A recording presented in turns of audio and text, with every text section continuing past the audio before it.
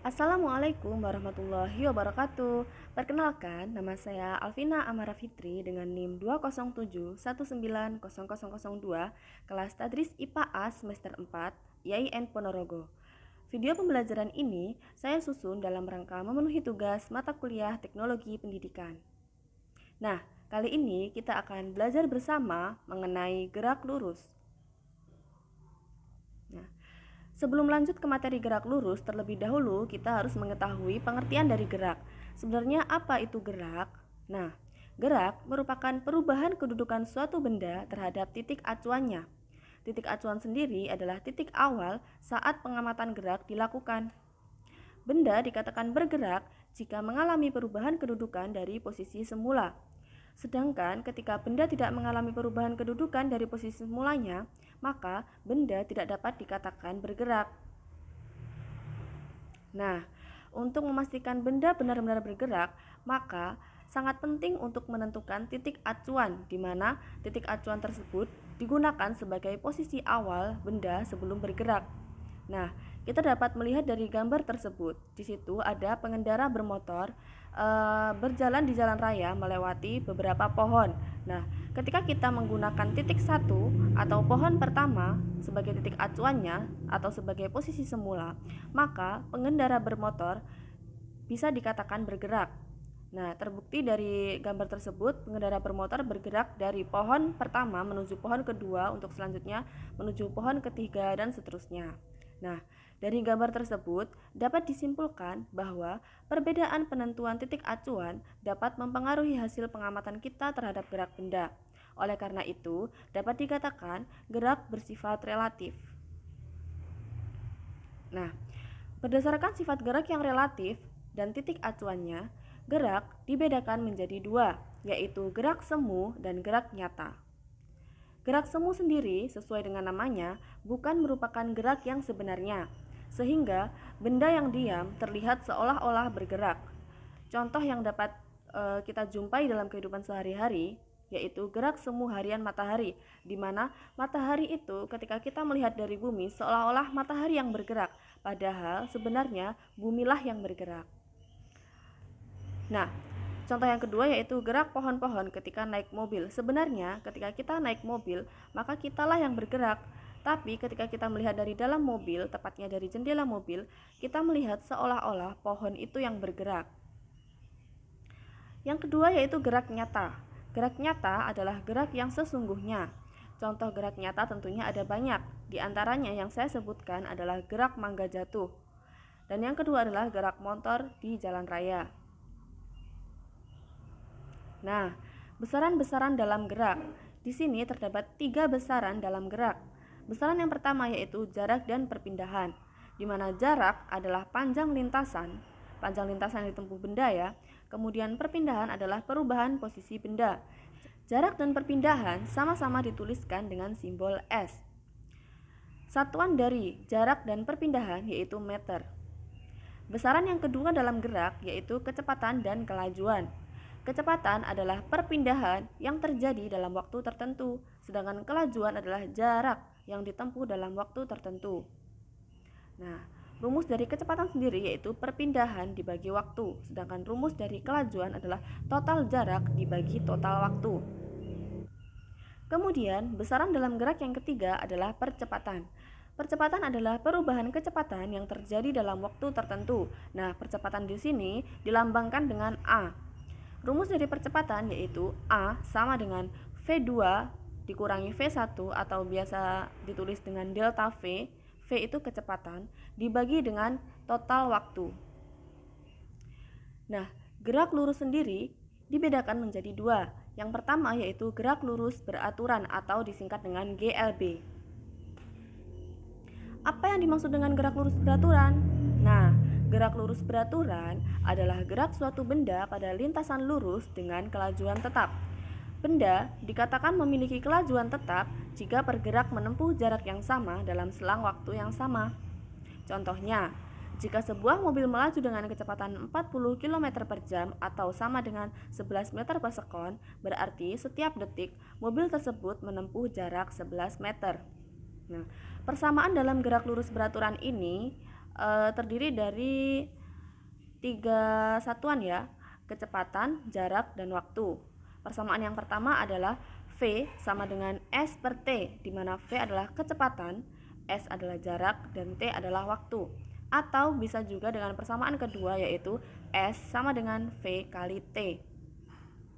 Kecepatan di sini atau kelajuan itu satuannya adalah meter per sekon, sedangkan S jarak itu satuannya meter dan selang waktu itu satuannya sekon. Nah, di sini terdapat grafik jarak terhadap waktu dan grafik kelajuan terhadap waktu pada GLB. Nah, kita lihat pada grafik yang pertama, di situ digambarkan bahwa semakin jauh jarak yang ditempuh, maka waktu yang diperlukan juga semakin lama. Nah, hal ini menunjukkan bahwa jarak sebanding dengan waktu. Sedangkan pada grafik yang kedua, yaitu kecepatan selalu bernilai tetap dalam selang waktu tertentu. Nah, hal ini menandakan bahwa kelajuan atau kecepatan selalu tetap dalam selang waktu tertentu pada gerak lurus beraturan. Nah, dari dua grafik ini juga dapat diambil kesimpulan bahwa kecepatan selalu bernilai konstan, sedangkan percepatannya bernilai 0. Lanjut, contoh soal GLB. Nah, di sini terdapat contoh soal. Disa berlari pada lintasan lurus dan menempuh jarak 100 meter dalam waktu 10 sekon. Tentukan kecepatan dan waktu yang dibutuhkan Disa untuk menempuh jarak 25 meter. Nah, kita tulis dulu ya diketahuinya. Di sini diketahui S1 adalah 100 meter dan T1 adalah 10 sekon. Sedangkan S2-nya, yaitu jarak yang ditempuh yang akhir ya, yang ditanyakan nanti adalah 25 meter. Nah, yang ditanya adalah kecepatannya dan waktu yang ditempuh ketika bisa menempuh jarak 25 meter. Nah, kemudian cara menjawabnya adalah menggunakan rumus ini. Yang A pertama, menggunakan rumus V sama dengan S per T. Nah, V adalah kecepatan, S adalah jarak tadi ya, dan T adalah waktu. Nah, jaraknya yang ditempuh pertama berapa? 100 meter. Kemudian waktu yang ditempuh pertama adalah 10 sekon. Maka V sama dengan S per T, 100 dibagi 10 sama dengan 10 meter per sekon. Satuan dari kecepatan adalah meter per sekon. Kemudian, cara yang kedua adalah mencari waktu yang ditempuh ketika Disa menempuh jarak 25 meter. Nah, di sini T sama dengan S per V. Nah, S-nya yang terakhir, yaitu yang S2 adalah 25 meter. Sedangkan V-nya sudah dicari tadi 10 meter per sekon. 25 dibagi 10 sama dengan 2,5 sekon. Nah, lanjut. Yang kedua adalah gerak lurus berubah beraturan, biasanya disingkat dengan GLBB. Nah, apa yang dimaksud dengan gerak lurus berubah beraturan?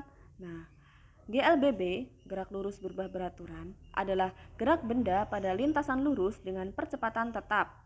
Yang GLB tadi percepatannya 0, sedangkan yang GLBB percepatannya tetap. Maksud dari percepatan tetap yaitu percepatan yang memiliki nilai perubahan kecepatan dan arah tetap. Persamaan dari GLBB sendiri terdapat 3 persamaan, yaitu VT sama dengan V0 plus A kali T, S sama dengan V0 plus setengah kali A kali T kuadrat, dan yang terakhir adalah VT kuadrat sama dengan V0 kuadrat plus 2 kali A kali S. Nah, keterangannya V0 adalah kecepatan awal benda, VT adalah kecepatan saat T atau biasanya juga kecepatan akhir, S adalah jarak, T adalah waktu, dan A adalah percepatan. Nah, rumus dari percepatan sendiri yaitu A sama dengan delta V atau total kecepatan dibagi dengan delta T atau total waktu. Nah, berdasarkan nilai percepatan yang dimiliki, GLBB dibagi menjadi 2, yaitu GLBB dipercepat dan GLBB diperlambat. Nah, untuk melihat hubungan GLBB dipercepat dan diperlambat ini dengan besaran kecepatan dan percepatan, perhatikanlah tabel berikut ini. Nah, di sini ada jenis GLBB, nilai percepatan, dan nilai kecepatan. Nah, pada GLBB dipercepat, nilai percepatannya positif, sedangkan nilai kecepatannya selalu bertambah ya. Nah, pada GLBB diperlambat, nilai percepatannya adalah negatif karena berkurang dan kecepatannya juga berkurang. Contoh soal GLBB. Truk bermasa 400 kg bergerak lurus dengan kecepatan awal 72 km per jam. Setelah menempuh jarak 100 meter, kecepatan mobil bertambah menjadi 108 km per jam. Nah, pertanyaannya adalah waktu tempuh mobil ini berapa? Nah, kita tulis dulu diketahuinya. Diketahui V0-nya atau kecepatan awalnya adalah 72 km per jam. Kita rubah dulu ke satuan SI, satuan internasionalnya adalah meter per sekon ya. Jadi 72.000 meter dibagi 3.600 sekon adalah sama dengan 20 meter per sekon. Nah, kemudian VT-nya atau kecepatan terakhirnya setelah bertambah ya 108 km per jam. Nah, kita rubah juga ke dalam meter per sekon. 108.000 meter dibagi 3.600 sekon adalah 30 meter per sekon. Nah, diketahui juga jaraknya yang ditempuh ya 100 meter. Yang ditanyakan tadi apa? Waktu tempuh ya. Jadi yang ditanyakan adalah T atau selang waktu. Nah, cara menjawabnya di sini ada dua tahapan. Yang pertama adalah kita hitung dulu percepatan mobilnya. Setelah ketemu percepatannya, nanti kita masukkan ke dalam rumus selang waktu. Nah, cara menghitung percepatannya kita gunakan rumus VT kuadrat sama dengan V0 kuadrat ditambah 2 kali A kali S. Nah, VT-nya tadi berapa? 30 meter per sekon ya, 30 kuadrat sama dengan V0-nya 20 kuadrat ditambah 2 kali A kali 100 karena A-nya belum diketahui, S-nya 100 dimasukkan. Nah, 30 kuadrat adalah 900 sama dengan 20 kuadrat 400 ditambah 2 kali 100, 2 kali 100 itu 200 kali A, 200A ya. Nah, di sini 400-nya pindah ke sisi kiri, jadi min 900 dikurangi 400 sama dengan 500. Jadi 500 sama dengan 200A. Nah, A-nya di sini.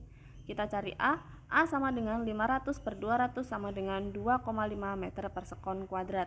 Setelah ketemu percepatannya, lanjut kita menghitung selang waktunya. Di sini kita menggunakan rumus VT sama dengan V0 ditambah A kali T. Nah, karena tadi kecepatannya bertambah ya, jadi ini adalah GLBB dipercepat, maka tandanya adalah plus. Nah, kita masukkan 30 sama dengan 20 ditambah 2,5 kali T. 20-nya pindah ke ruas kiri jadi minus. 30 minus 20 sama dengan 2,5 T. 10 sama dengan 2,5 T. Nah, T-nya kita cari 10 dibagi 2,5 adalah 4 sekon. Jadi, selang waktu yang dibutuhkan ketika kecepatan mobilnya 108 km per jam adalah 4 sekon. Nah, selesai. Terima kasih telah menonton video pembelajaran ini. Semoga bisa memahamkan. Di sini saya menemukan sebuah quotes, yaitu pendidikan adalah senjata paling mematikan di dunia karena dengan pendidikan Anda dapat mengubah dunia. Nelson Mandela. Terima kasih sudah menonton video ini. Akhiron, wassalamualaikum warahmatullahi wabarakatuh.